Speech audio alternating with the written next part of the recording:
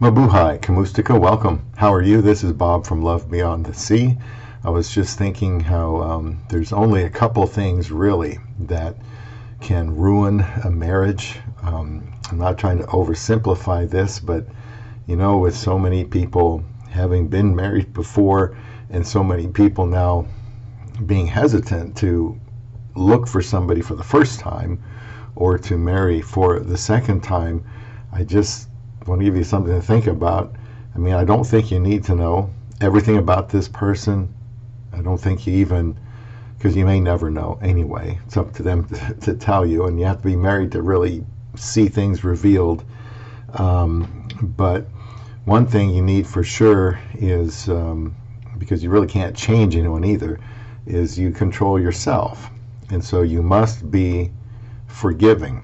That person throughout your relationship or marriage is going to disappoint you, surprise you, shock you, let you down. Well, hey, they're like you are, they're like I am, like the rest of us, and they're going to disappoint you. They're going to say things that you didn't want to hear.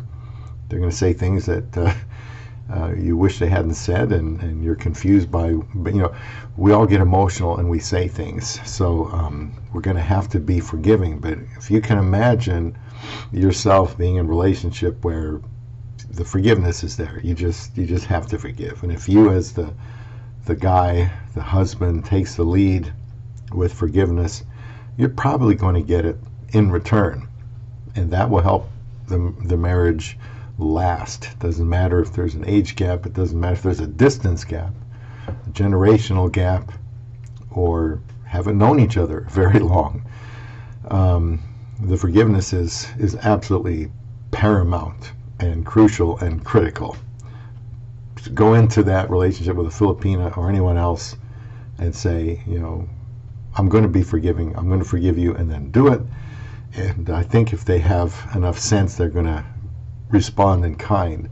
The second thing is to be unselfish. I know these are hard because by nature we're not forgiving, and by nature we are selfish. What I'm saying is these two things, if you focus on it and get them straightened out, the relationship will work with anyone. Be unselfish, because when you're single, I suppose you can do what you want to do and do what you have to do, but when you're married, you kind of have to do what's best for the two of you. And so if the unit of two people is not getting along, I think that's the husband's responsibility to figure out what he can do to make it better. So you can focus on yourself at times, but you also have to focus on her, and then you have to focus on the two of you. And so anytime there's selfishness, that's going to, who wants to stay with a selfish person?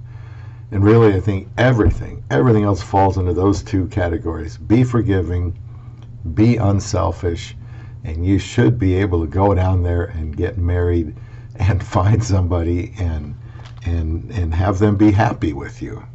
But those two difficult things will have to be done. Be unselfish, be forgiving, and just kind of an extra credit thing, just be realistic. Be realistic.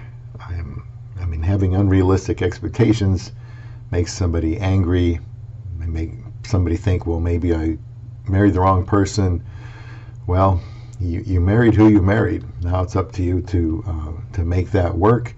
And I just gave you two very important things that I have to look at myself in my own life, because I will take responsibility if my relationship with Isa doesn't work out. That's on me. I started it, and I have to keep it going. That's the way I look at it. So think about those three things when you are, out there getting serious, looking for love beyond the sea.